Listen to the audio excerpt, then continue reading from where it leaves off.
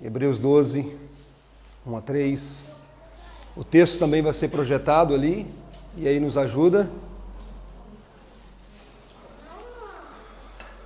Diz assim a palavra do Senhor: portanto também nós, visto que temos a rodear-nos tão grande nuvem de testemunhas, desembaraçando-nos de todo o peso e do pecado que tenazmente nos assedia, corramos com perseverança a carreira que nos está proposta, olhando firmemente para o autor e consumador da nossa fé, Jesus, o qual, em troca da alegria que lhe estava proposta, suportou a cruz, não fazendo caso da ignomínia, e está sentado à destra do trono de Deus. Considerai, pois, atentamente aquele que suportou tamanha oposição dos pecadores contra si mesmo, para que não vos fatigueis desmaiando em vossa alma. Vamos orar? Vamos pedir que Deus fale ao nosso coração. Eu gostaria que você fizesse uma oração nessa hora, pedisse: Deus, fala comigo nessa hora. Vamos ter um momento assim? A maneira que você sabe falar com Deus, Deus, fala ao meu coração.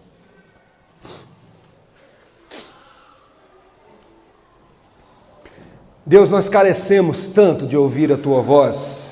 Nós já lemos a Tua palavra e a Tua palavra é inspirada, é como uma espada afiada. Ó Deus, nós pedimos que essa palavra que é poderosa venha transformar o nosso coração. Que Teu Espírito Santo esteja agindo nos nossos corações, abrindo o nosso entendimento, os nossos olhos, para que possamos compreender. A Tua palavra diz que as Tuas ovelhas ouvem a Tua voz e seguem os Teus caminhos. E o desejo do nosso coração nessa noite é ouvir a Tua voz. Faça de mim apenas um instrumento em Tuas mãos, em nome de Jesus. Amém. A maioria de nós já ouviu falar do famoso ex-velocista jamaicano Usain Bolt. É isso mesmo? Já ouviram falar sobre esse homem? Não é? Ganhava. É o único atleta na história do atletismo a se tornar tricampeão em 2 modalidades de pista em Jogos Olímpicos. O Bolt atingiu a velocidade de 43,9 km por hora. Imagina isso. 43,9 km por hora. Ele precisou de 21 passos para atingir essa velocidade. Depois de abandonar o atletismo no ano passado, Bolt agora quer realizar um sonho antigo, ser jogador de futebol. Imagina, eu acho que não vai dar certo. Mas ele está tentando aí se tornar um jogador de futebol. A vida cristã, irmãos, ela é comparada com uma maratona. A vida cristã é comparada com uma maratona. E que o importante não é tirar o primeiro lugar. O importante não é quebrar a marca de 50 km ou alcançar a marca de 50 km por hora. Mas é completar a carreira. Por quê? Porque Jesus já venceu a corrida. Jesus já completou a carreira, já venceu, mas tem uma carreira para nós. E que nós precisamos completar essa carreira.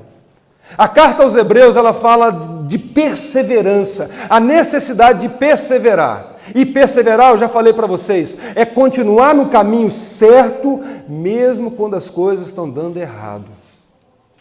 Porque continuar no caminho certo, quando tudo está dando certo, é muito fácil.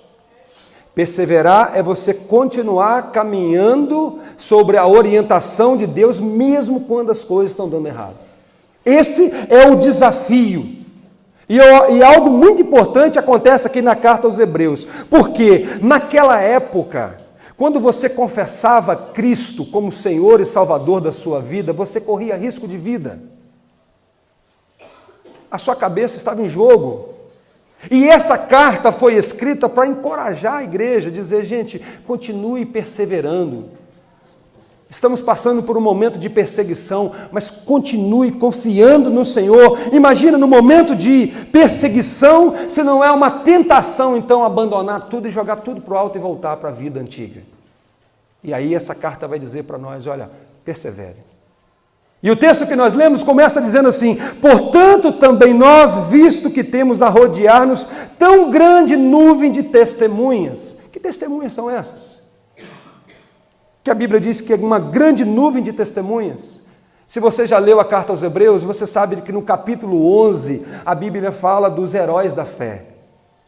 São tantas pessoas que o autor aos Hebreus fala, é uma nuvem de testemunhas. Pessoas que pela fé completaram a carreira. Pessoas imperfeitas como nós, mas que pela fé conseguiram, perseveraram e chegaram lá, completaram então a sua carreira. Irmãos, quando nós olhamos para a galeria da fé, e eu gostaria que você fizesse isso em casa, ali tem pessoas que erraram na família, ali tem pessoas que erraram nos negócios, pessoas que tropeçaram, mas que pela fé completaram a carreira. E aí o autor aos Hebreus diz assim, olha para a nuvem de testemunha, pessoas imperfeitas, mas que completaram a carreira. Primeira coisa que você precisa fazer é, olha lá, você vai olhar para esses heróis da fé, tem um homem chamado Sansão, tem um outro chamado Jefité, não sei quem já ouviu falar sobre Jefité na Bíblia. Pessoas que glorificaram a Deus sofrendo, pessoas que continuaram confiando no Senhor, apesar dos seus erros, completaram a carreira pela fé no Senhor. E eu queria olhar para esse texto com vocês nessa noite, pensando no seguinte tema, olhando para Jesus, porque esse texto vai falar sobre isso. Assim como o texto de Miqueias que nós lemos, diante de tanta dificuldade, Miqueias diz, eu porém olharei para o Senhor. Hebreus vai dizer a mesma coisa. Nós precisamos ter os olhos no Senhor Jesus. E alguns princípios nós aprendemos aqui nesse texto. Primeira coisa que esse texto diz para nós é o seguinte, desembaraçando de todo o peso e do pecado que tenazmente nos assedia. Você tem uma carreira, você tem uma maratona e você precisa desembaraçar do peso e do pecado que tenazmente nos assedia. Nós precisamos fazer uma distinção que a Bíblia faz entre peso e pecado. Primeira coisa, o que é que define pecado? É o que você não gosta? O que define pecado? Pecado é o que Deus diz que é pecado, não é o que você diz. Não é o que você não gosta. Pecado é aquilo que está escrito na Bíblia que é pecado. E é preciso reafirmar isso. Por que eu estou dizendo isso? Porque muitos correm o risco de virar legalistas, fariseus, religiosos. São aqueles da época do Senhor Jesus, que acrescentavam regras à palavra de Deus. É por isso que essas pessoas se escandalizaram com os discípulos do Senhor Jesus quando eles comeram sem lavar as mãos. Mas isso não está na Bíblia. Moisés não prescreveu nenhuma cerimônia de lavar as mãos. E aí quando os discípulos do Senhor comeu sem lavar as mãos, eles falaram assim, olha, mas que coisa horrível. Os discípulos de Jesus comem sem lavar as mãos.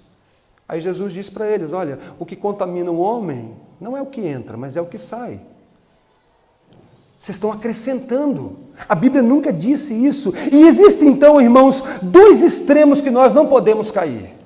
Primeiro é achar que nada é pecado. Tem pessoas que vivem o mundo assim.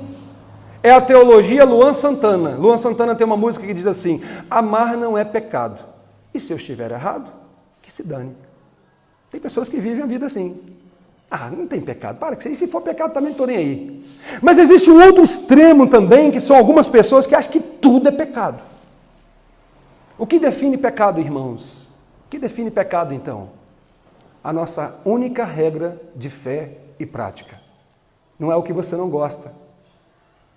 Não é o que a cultura diz que é pecado. Pecado é o que a Bíblia diz. Então vamos lá. O texto então diz que nós precisamos desembaraçar do peso e do pecado. Os estudiosos dos tempos bíblicos dizem o seguinte, que um atleta, ele treinava com roupas pesadas e tornozeleiras, para, assim, na hora da corrida, tirar aquela roupa pesada e correr o mais leve possível. Então ele treinava com roupa pesada e tornozeleiras, quando chegava o dia da corrida, tirava e ele corria leve. Mas há também quem diz que esse texto está falando do peso mesmo, daquela gordurinha extra. Um atleta não pode, né? Estar acima do peso. Não importa se é a gordura ou se é a roupa pesada. O que a Bíblia está dizendo para nós é que tem uma distinção entre peso e pecado. Por que é importante isso? Porque nem todo peso é algo ruim. Nem todo peso é algo errado. Não é algo que o reino de Deus condena. E o que é peso para mim não é peso para você. Você precisa saber qual é o peso que você precisa tirar. Você que precisa saber disso. E o peso, irmãos, quando nós olhamos para a Escritura, são determinadas manias que atrapalham a nossa caminhada. Peso são coisas que nós fazemos que necessariamente não é pecado, mas que atrapalham o nosso crescimento espiritual. Nos atrapalha ser um marido melhor, nos atrapalha ser uma esposa melhor, um filho melhor, um cristão melhor, em alguns pontos. E que cada um deve saber o que é que está pesado na sua caminhada. Por isso que eu não posso falar que é pecado. Sabe por quê? O que é pesado para mim, Adilson, pode não ser pesado para você. Você que tem que saber o que é peso na sua vida. E eu já usei aqui um exemplo para vocês. Eu disse que eu gosto de videogame. Videogame é pecado? Claro que não. Mas eu não posso ter um videogame em casa. Por que eu não posso? Porque se eu começar a jogar o tal do videogame, e eu não sou fera não, eu não largo, eu viro à noite se deixar. Então o que eu decidi na minha vida? Eu não compro um videogame. Mas eu descobri que eu tenho outros pesos também. Então, peso é aquilo que atrapalha a sua vida e que na vida do outro ele leva de boa. E nós precisamos, irmãos, saber o que está pesando a nossa bagagem. Deixa eu dar alguns exemplos aqui. Pesquisar na internet é bom? Demais. Que coisa boa tal da internet, irmãos. Bom demais. Mas você sabia que na vida de algumas pessoas isso tem se tornado um peso? Quantas esposas já reclamaram comigo? O meu marido chega em casa do trabalho e só quer saber de zap. Não conversa, não conversamos sobre o que aconteceu no dia. Isso pode ser um peso que tem atrapalhado a sua caminhada, que tem atrapalhado o seu convívio com a sua família, com a sua esposa, com seus filhos. Segundo, outro exemplo que eu posso dar aqui para vocês, cuidar do corpo é bom, lógico, somos templos do Espírito Santo, mas quando cuidar do corpo vira uma obsessão, e eu só penso nisso, isso é um peso na sua vida. Isso é um peso, porque eu não consigo fazer nada, isso me atrapalha até ser uma pessoa sociável, que vive um convívio com as pessoas, tem dificuldade, por quê? Porque cuidar do corpo está acima de qualquer coisa. Se relacionar com pessoas é bom, irmãos? É bom. Quem não gosta? Mas quando a aprovação de um grupo é mais importante do que o que Deus pensa sobre a minha vida, isso pode se tornar um peso. Eu gosto tanto de me relacionar com aquele grupinho ali fechado, que a opinião deles é tudo para mim. Pode ser um peso na minha vida. Um outro exemplo, estudar. Estudar é bom? Lógico, bênção que é estudar, não é? Mas o estudo pode também se tornar um peso, quando eu resumo a minha vida em estudo. Aí eu não tenho tempo para minha família, eu não tenho tempo para Deus, no sentido assim, de buscar o Senhor junto com a igreja, com o povo de Deus, porque eu resumo a minha vida só estudo. Até trabalhar pode ser um peso na minha vida, quando eu penso só trabalhar. E eu só quero trabalhar. Isso pode ser um peso na minha ou na sua vida. E aí a Bíblia diz que você e eu precisamos livrar desse peso. Eu pergunto para você, tem alguma coisa pesada na sua bagagem? Será que tem alguma coisa? Talvez faltou aqui um exemplo seu. Mas você, com toda sinceridade diante de Deus, pense um pouco, o que tem pesado na sua caminhada? Mas o texto continua, nós devemos então nos livrar do peso e do pecado que tenazmente nos assedia. Que pecado é esse que tenazmente nos assedia? Esse pecado aqui não é aquele pecado assim que você não vigiou e aí caiu. Não. Pecado aqui é aquele que todo dia bate a porta do seu coração. E que você sabe qual é. Sabe aquele pecado que já te acompanha há muito tempo? Aquela área da sua vida que o pecado está doido para te abraçar e segurar e ficar uns 20 minutos agarrado com você? É esse pecado que todo dia está ali, batendo a porta do nosso coração. Aquele que nos assedia e que só você e Deus sabe. É você que precisa saber qual é o pecado que tenazmente te assedia. Porque ele quer atrapalhar a sua caminhada, ele quer te segurar o máximo de tempo possível. Ele não quer ver você correndo, completando a sua carreira. Ele quer que você atrase mesmo, que você fique parado, paralisado. É essa a proposta do pecado. Então nós precisamos nos livrar do pecado e do peso que tenazmente nos assedia, e o texto continua: corramos com perseverança a carreira que nos está proposta. A palavra carreira aqui é agona, de onde vem agonia. Agonia, sentir dor mesmo. Irmãos, um atleta bem preparado, ele sente dor. Não é fácil, não. Eu tentei trazer para vocês, mas eu não consegui, de uma senhora que ela participou de uma maratona e ela completou a carreira em 1982, assim, já quase caindo. Tem um outro vídeo na internet de um homem que não conseguiu completar, assim, ele começou a mancar durante a corrida e o pai entrou, abraçou e continuou com ele. Essa ideia. Mas a ideia aqui é que nós não podemos parar. Nós temos que completar a carreira proposta por Deus. Não podemos desistir. Não podemos desistir. E porque não podemos desistir, o autor continua, versículo 2. Olha aí o que diz o versículo 2. Olhando firmemente para o autor e consumador da fé, Jesus, o qual em troca da alegria que lhe estava proposta, suportou a cruz, não fazendo caso da ignomínia, e está sentado à destra do trono de Deus. Deixa eu falar uma coisa para vocês. Deus nos fez com os olhos para fora.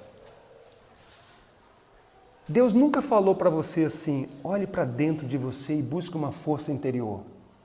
Nunca. Deus nos fez com os olhos para fora. E a Bíblia vai dizer, olhando para Cristo. Não é olhar para dentro de você e buscar uma força interior. Não, é olhar firmemente para Cristo. E a ideia aqui é você não olhar para duas coisas ao mesmo tempo. Eu olho para essa câmera. E eu estou vendo a Priscila e o Mateus ao mesmo tempo. Mas a ideia aqui, irmãos, é olhar, assim, um olhar reto. Não tirar os olhos de Cristo. É esta a proposta de Deus para nós. Porque Ele é o autor e consumador da nossa fé. Qual é a ideia aqui? Ele idealizou a nossa salvação e foi lá e morreu por nós. Ele não apenas idealizou a construção do prédio, mas ele foi o pedreiro. Fez tudo por nós. E eu não posso tirar os olhos dele. Por isso a Bíblia afirma que aquele que começou a boa obra em nós há de terminá-la até o dia de Cristo Jesus. Porque ele é o autor e ele é também o consumador da nossa fé. Precisamos olhar, irmãos, para Cristo. Não tirar os olhos de Cristo. E presta atenção numa coisa aqui. Não fique olhando para a arquibancada. Porque durante uma corrida, tem gente na arquibancada aplaudindo e vaiando. Tem gente te criticando e gente te aplaudindo. Não jogue toda a crítica fora. Tem crítica que é construtiva. O encorajamento também é bom. Nós precisamos. Mas não tire os olhos de Cristo. Por isso que eu não posso correr a maratona da vida cristã e ficar preocupado com quem está me aplaudindo, com quem está me vaiando, quem está me criticando. Eu tenho que correr, mas correr olhando para Jesus Cristo. Eu não posso correr e contemplando ali a arquibancada. Eu não posso correr olhando para ver quem está me vaiando, quem está me criticando. Eu tenho que correr olhando para Cristo. Outra orientação, não posso correr também olhando para trás. senão eu vou tropeçar em alguém. Ninguém consegue correr olhando para trás. Consegue? Mas eu também não posso correr e ficar olhando para aqueles que desistiram. Quantas pessoas abandonaram a caminhada cristã? Eu não posso olhar para essas pessoas. Eu tenho que continuar a minha corrida. Eu tenho que olhar para Jesus. Algumas pessoas vão ficar no caminho mesmo, infelizmente. Jesus contou uma parábola do semeador, dos solos. Alguns recebem a palavra com alegria e daqui a pouco o presente século vai. Ele não aguenta a tentação e abandona tudo. Mas somente um solo recebe a palavra e produz fruto. Então eu não posso olhar para aqueles que ficaram no caminho. Não adianta. Eu tenho que continuar a minha caminhada com os olhos no Senhor Jesus. Um outro ponto também importante, irmãos. Não corre a vida, não corre essa carreira da vida cristã olhando para o defeito dos outros. Quanto tempo nós perdemos contemplando os defeitos dos outros? Jesus não mandou olhar para os defeitos dos outros. Jesus disse que nós devemos correr olhando para o Senhor Jesus, ao invés de ficar olhando para os defeitos dos outros. E nem ficar olhando para os nossos fracassos. Porque às vezes nós ficamos remoendo os nossos fracassos. Não! A Bíblia diz que nós erramos, e quando erramos precisamos nos arrepender e crer em Cristo. É como um pastor um dia que recebeu um dos membros da igreja e chegou: pastor, eu vou sair da igreja. Vai sair, meu filho? Vou. Por que você vai sair? Todo mundo aí erra demais, tem muita gente aí fazendo coisa errada, então eu vou sair. O pastor falou para ele assim: meu filho, faz o seguinte, antes de você sair, vai ali na cozinha e pega 2 copos com água e dê uma volta na igreja e suba a escada, desce de novo e depois traga, mas não derrama uma gota de água não, por favor. O camarada pegou o copo com água e saiu caminhando em volta da igreja, subiu a escada, desceu, voltou, não derramou uma gota de água. E aí o pastor disse assim: você conseguiu, parabéns, que coisa bonita. Aí o pastor perguntou para ele assim: quando você estava ali com todo cuidado com o copo com água, você percebeu que você passou por algumas pessoas imperfeitas, erradas? Não percebi, eu estava tão concentrado aqui que eu não percebi. Aí o pastor disse assim: é isso que falta em você. Quando você está focado em Cristo, olhando para o Senhor Jesus, você deixa de olhar para os erros dos seus irmãos. Porque às vezes, irmãos, nós perdemos tempo olhando para os erros dos outros. É fácil olhar para os erros dos outros. Todos nós temos. Todos nós temos. Por isso, os competidores devem se empenhar para não perder tempo. E sabe como é não perder tempo na vida cristã? É olhar para Jesus. Ter os olhos em Cristo o tempo todo. Olhe para Jesus, que não fez caso da humilhação da cruz. Para que vocês não se cansem, não desanimem. É isso que nós precisamos fazer. Caminhar, desembaraçar do peso, do pecado, olhando para o Senhor Jesus, olhando atentamente para toda a vida do Senhor Jesus, diz o autor aos Hebreus. A introspecção, que é a ação de olhar para dentro, causa cansaço e causa desencorajamento. Mas olhar para Jesus renova a força e aumenta a coragem, diz um comentarista bíblico. Quando você fica olhando para dentro de você, com certeza você vai ver coisas que causam desânimos. Mas é preciso olhar para o Senhor Jesus. E eu sei, irmãos, eu não estou aqui querendo falar que não existe problemas. Eu sei que às vezes nós passamos por situações difíceis. Mas sabe qual é o caminho de Deus para nós? Olhe para o meu filho. Não tire os olhos do meu filho. Não tire os olhos do meu filho. E você conhece aquele famoso apóstolo Pedro, que um dia viu Jesus andando por sobre as águas, e ele, sem saber se era Jesus mesmo, ele olhou assim: se és tu, Senhor, manda-me ir ter contigo por sobre as águas. E Jesus disse: vem, Pedro. E Pedro saiu daquele barco e começou a caminhar sobre as águas. Que coisa maravilhosa. Enquanto Pedro está olhando para Jesus, ele anda por sobre as águas. Quando ele deixa de olhar para Jesus um segundinho e começa a perceber a tempestade, o vento forte, o que acontece com Pedro? Ele afunda. Por que Pedro afundou? Porque ele deixou de olhar para Jesus. Eu pergunto para você nessa noite, para quem que você está olhando? Para quem que você está olhando? Para o STF? É para lá que você está olhando? Para a Copa do Mundo? Para o seu vizinho? Para quem que você está olhando? Seus olhos estão direcionados para onde? É uma pergunta que nós precisamos fazer. Eu queria fazer algumas aplicações desse texto para nós. Primeiro, irmãos, todo ser humano está correndo. Todo ser humano. Você pode falar assim, como assim? Como todo ser humano está correndo? Está assim. Todo ser humano está correndo, mas a pergunta é, em que direção? Sabe que a Bíblia diz? Que muitos correm atrás do vento. Tem muita gente correndo atrás do vento. E consegue pegar o vento? Nunca. Por isso a Bíblia diz que nós precisamos, na nossa caminhada, se você percebe, pela graça de Deus, que você está caminhando na direção errada, está correndo atrás do vento, então você precisa dar meia volta e entrar no caminho. E Jesus disse assim para nós, eu sou o caminho, a verdade, a vida. Ninguém vem ao Pai senão por mim. Você está caminhando, correndo atrás do vento e percebe, pela graça de Deus, estou caminhando errado. O que é necessário nessa hora? Meia volta, que é arrependimento, e entrar no caminho que é Cristo. Confiando em Jesus. Agora, eu pergunto para você, isso já aconteceu na sua vida? Não tem jeito, não tem neutralidade. Ou você está caminhando em Cristo, ou você está correndo atrás do vento. Eu não posso responder por você, você que sabe. Se você está correndo atrás do vento ou não. Mas não saia daqui sem refletir sobre isso. Segunda aplicação que eu queria fazer, irmãos, é como está a sua caminhada? Pesada?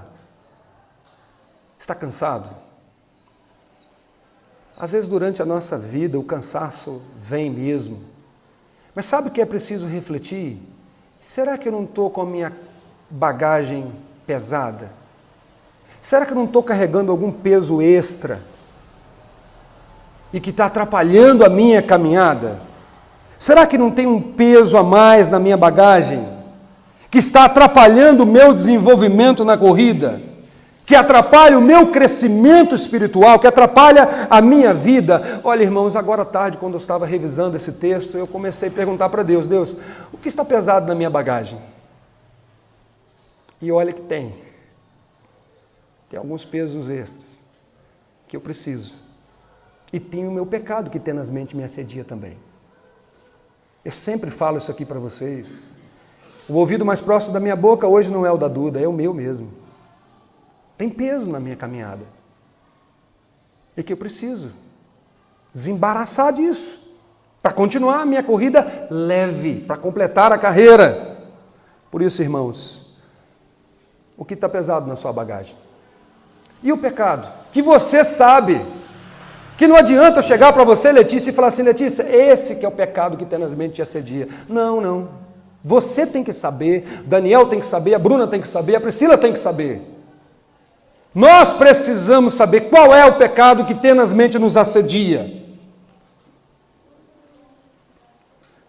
Ou Jesus nos afasta do pecado, ou o pecado nos afasta de Jesus. Não tem jeito.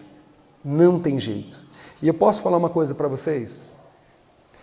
Alguns casos de desânimo no meio do povo de Deus, preste atenção nisso. Alguns casos de desânimo no meio do povo de Deus é pecado não resolvido. Tem muita gente desanimada, não entendo por que o desânimo que eu estou passando. Não posso falar todos, mas a oração a ser feita nessa hora, Deus, sonda o meu coração, vê se há em mim algum caminho mau e guia-me nos caminhos eternos. Tem muita gente desanimada porque ainda está ali abraçado com o pecado, não está desembaraçando do pecado que bate a porta toda hora. Por isso a palavra de Deus diz, desembaraçando-nos de todo o peso e do pecado que tenazmente nos assedia. Última aplicação desse texto. Durante essa caminhada da corrida, da carreira, da proposta por Deus, da maratona da vida cristã, nós não podemos parar. Entenda isso. Não tem como parar. É o tempo todo. E eu aprendo com o apóstolo Paulo, um crente maduro na fé, um irmãozão nosso. Ele diz assim, irmãos, quanto a mim, não julgo havê-lo alcançado, mas uma coisa faço, esquecendo-me das coisas que para trás ficam, avançando para as que estão diante de mim, prossigo para o alvo, para o prêmio da soberana vocação de Deus em Cristo Jesus. Isso ele falou quando escreveu Filipenses. Na última carta, porque ele já sabia que a sua morte já estava assim, nos últimos momentos, ele diz assim, combati o bom combate, completei a carreira, guardei a fé. Em Filipenses ele fala o seguinte, eu estou esquecendo das coisas que para trás ficam e eu continuo no alvo, eu continuo caminhando, eu não posso parar. Quando ele chega em 2 Timóteo, que é a última carta, ele diz assim, olha, eu tenho convicção que eu completei a carreira, que eu combati o bom combate e guardei a fé. Eu guardei a fé, eu completei a carreira proposta. Por isso é que eu disse para vocês, não tem descanso aqui. Não pode parar. Há um descanso, sim, nos esperando, mas não é aqui. Onde a Bíblia diz assim, nós, porém, segundo a sua promessa, esperamos novos céus e nova terra, nos quais habita a justiça. Existe um descanso, mas não é aqui nessa vida. Por isso, nós não podemos parar. Como está a sua caminhada? Não saia daqui sem refletir nisso. Não saia. Pense nisso. E os olhos? Para onde estão os seus olhos? Está olhando para onde? E o peso? Tem peso na bagagem? E o danado do pecado que tenazmente nos assedia? Que Deus nos ajude, irmãos. Vamos orar buscando o Senhor? Se você pudesse colocar de pé, nós vamos orar agora.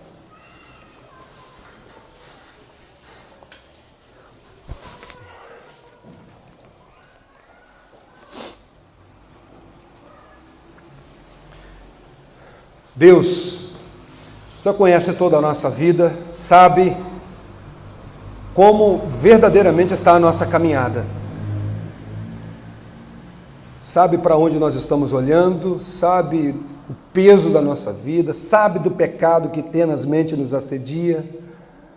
Ó Deus, nos ajude, aplique essa palavra ao nosso coração.